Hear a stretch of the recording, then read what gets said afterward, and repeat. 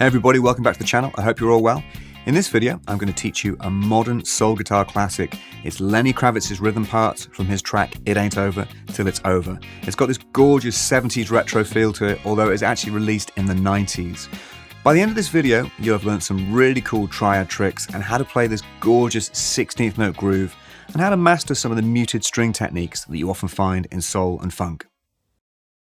You'll get the most out of this lesson if you work with my lesson resources. So that's the backing track I've created for you, the tab and the chord grids as well. You'll find all of those at the link in the description.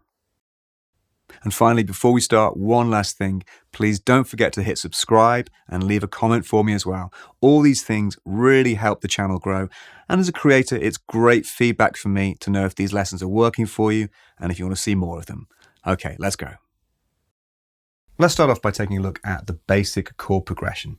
We're in D flat, so you'd start with a D flat major, followed by a D flat major 7, D flat 9, and then G flat major to G flat minor. But the problem with those chords is they're quite thick, they're quite muddy sounding, so they'll get in the way of all the instruments like the bass and the keys and the strings, and they're just quite awkward to play as well. So what Lenny does is he takes that chord progression and turns it into triads. So now we get this D flat major triad in root position. So that's root, third, fifth. And that's the third finger, fourth finger, and then first finger. And then here's a great lesson. To turn that into a major 7 chord, all we're going to do is take the root note, the D flat, and drop it a semitone to make it a C. And then we get this shape.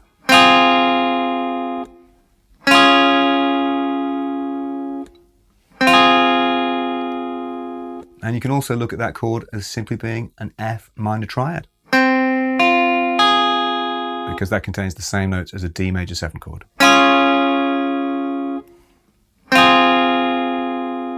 And then we go now to fret 4, across the 4th fret of the G, B and E strings. And this is the D9, the D flat 9, sorry. So instead of this big chord, Lenny condenses it down to just 3 notes. And that's the flat 7th, the 9th, and the 5th. And you can also just see that as an A flat minor triad. So the lesson there is that if you want to play a dominant 9 chord, just take the root note, the D flat, and then play the minor triad a 5th above that, A flat minor. So now the first sequence looks like this. D flat major, D flat major 7, and then D flat 9. So everything's really condensed, it's a lot easier to play, and it sounds much clearer in the track. And then next, instead of playing a G flat, he plays a G flat 6 chord to a G flat minor chord. And again, you can look at the G flat 6 chord as simply being an E flat minor. There's your E flat minor triad. Put the bass note against it. Hear that 6 chord, and then here's the G flat minor triad, and that's just an index finger across fret 2 of the G, B and E strings. So let's hear that chord sequence first on its own and then in the track.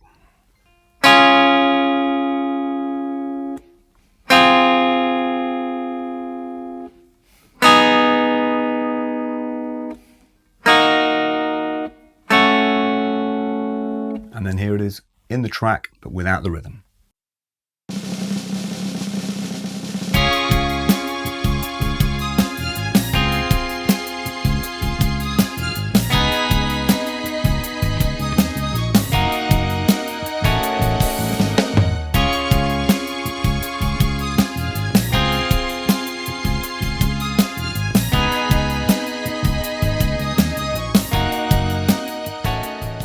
The next aspect to work on is going to be the 16th note groove and the muting.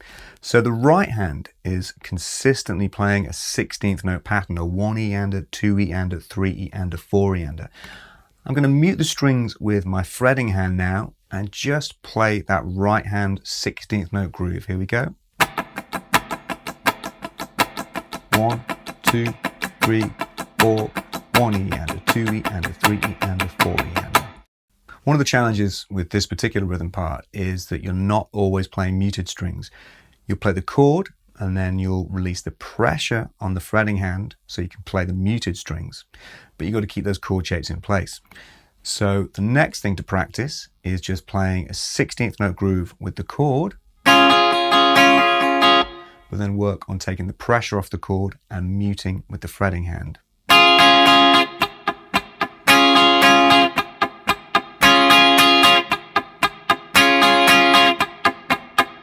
And when you're playing parts like that, you've got to be really accurate with the picking hand. You can't play any of the strings that we're not aiming for. And we also have to make sure that we're doing a little bit of muting with the fretting hand fingers as well to cover up those unwanted strings. In this case, I'm just using my second finger just to rest against the open D. If I catch that open string, then it sounds terrible. So my second finger just rests lightly on the D string. And if my right hand just catches that D string, it doesn't matter, it's muted.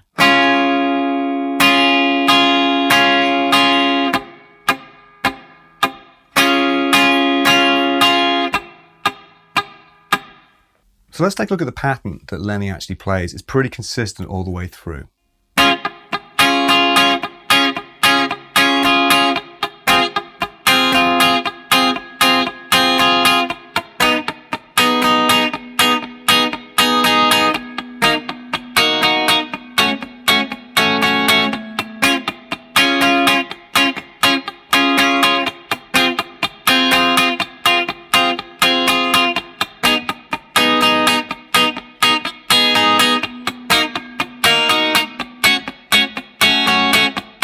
There are various ways you could play the A flat chord, the A flat minor at the 4th fret. I'm using my index finger to bar across there because we don't have much time to move from here to that chord. You could ordinarily use these 3 fingers, but in context, that index finger bar is the best way. Let me slow that whole part down for you.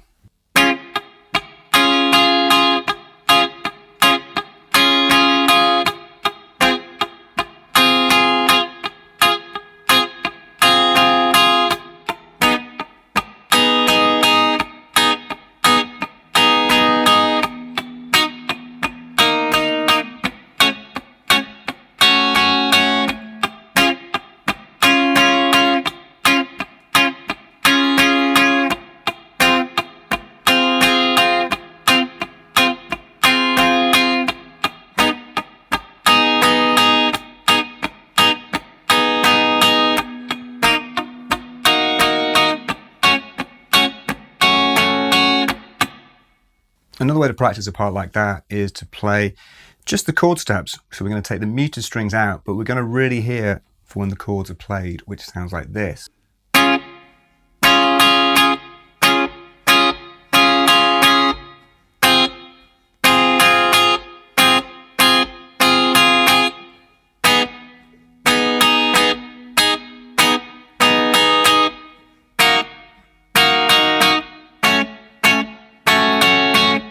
So when we've got that rhythm really in our head, we can bring the muted strings back in and almost let the left hand, the fretting hand, play the rhythm by pressing down onto the chord when it should sound and taking the pressure off when it's muted.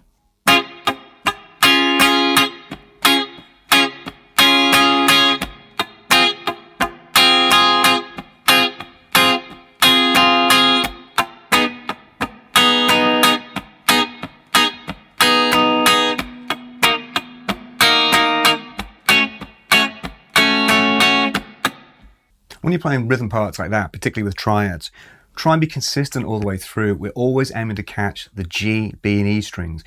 If the sound is uneven, we're going to lose the change from this chord to this chord. So if I'm only playing the top 2 strings,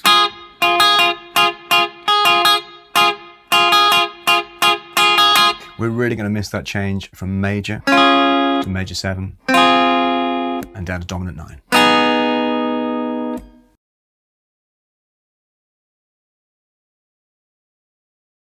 In this section, I'm going to show you how to create your own rhythm parts. I've created 2 alternate takes using 2 different ideas, and the first one uses an approach that's really common in 70s and 80s soul. We're just going to play a simple, repetitive, single note melody over the top. Here's how it sounds.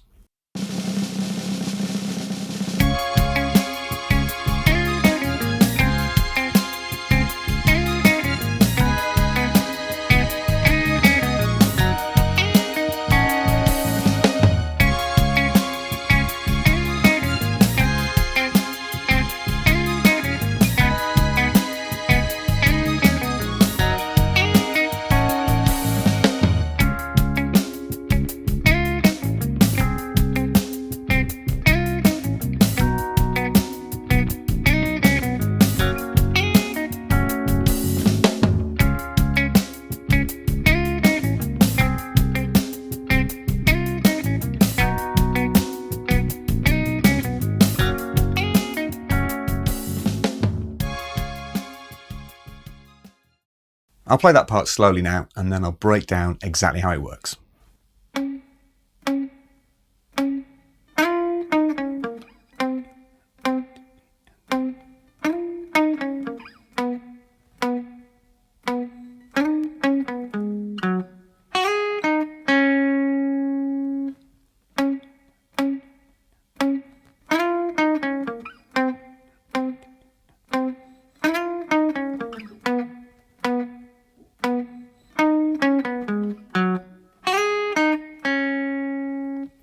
So when you're writing a melody part, you want to keep the rhythm consistent and keep the melodic idea pretty much the same so it doesn't jump out of the track. Remember, it's a rhythmic phrase rather than a solo or a lick.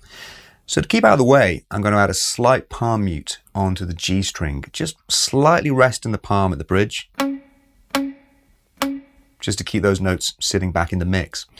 And I'm also going to follow what the chords are doing by starting off with the D flat to match the D flat major chord. And then the second time round, go to a C natural, which is the major 7. And then go to a B natural, which is going to be the flat 7th of the D9 chord.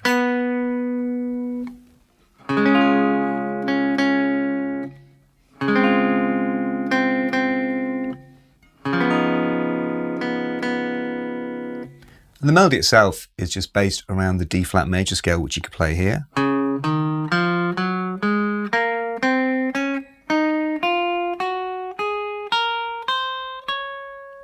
But we also need to give it some rhythmic interest as well. So this features some pushes, which means that the notes are falling just before the beat. So counting it, we'd go 1 E and a 2 E and a 3 and 4 E and 1 E and a 2 E and a 3 E and a 4 E and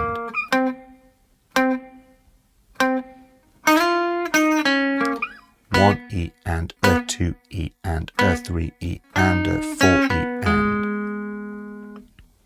and then over the F sharp, which goes from an F sharp major 6 to an F sharp minor. I just play the root, the F sharp, reaching up for the 9th, the G sharp, and then landing on the 5th, the C sharp. So it's all about chord tones, simple and consistent.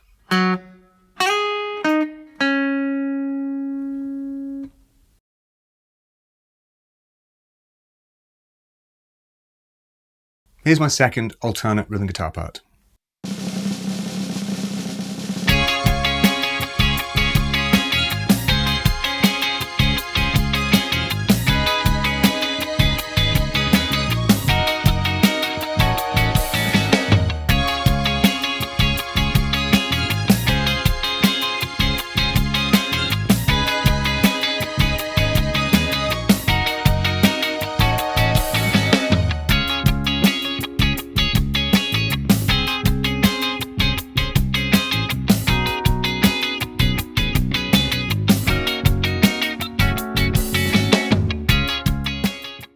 So for this part, I'm going to keep the rhythm the same as the original, but I'm just going to change the chords around a little bit. And to start off with, I'm going to play this shape here. So I'm taking a D flat octave, that's the 6th fret on the G string and the 9th fret on the E string. And then I just put the 5th in between those two notes,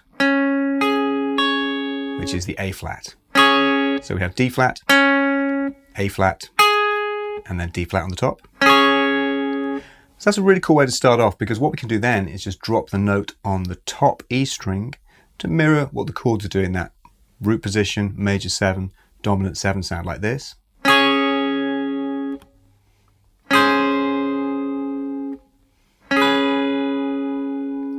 So to do that, I'm starting with the 4th finger barred on the 9th fret of the B and E strings. And then I put the 3rd finger on the 8th fret of the E string, followed by the 2nd finger on the 7th fret of the E string.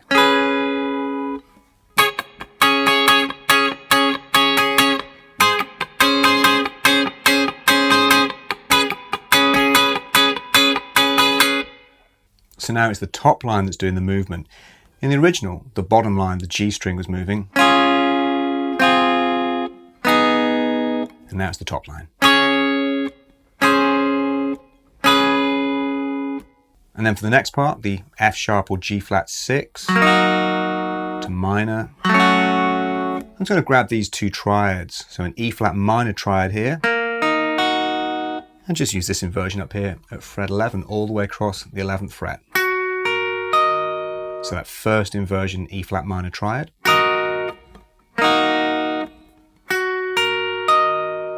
And then for the F sharp, I'm going to go for this root position here, F sharp or G flat minor.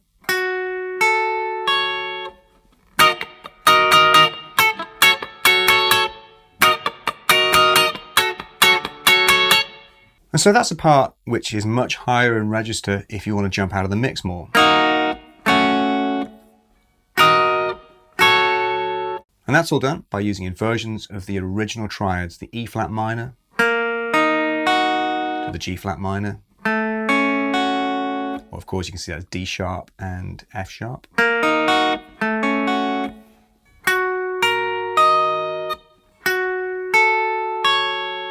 And then put the whole part together and you get this.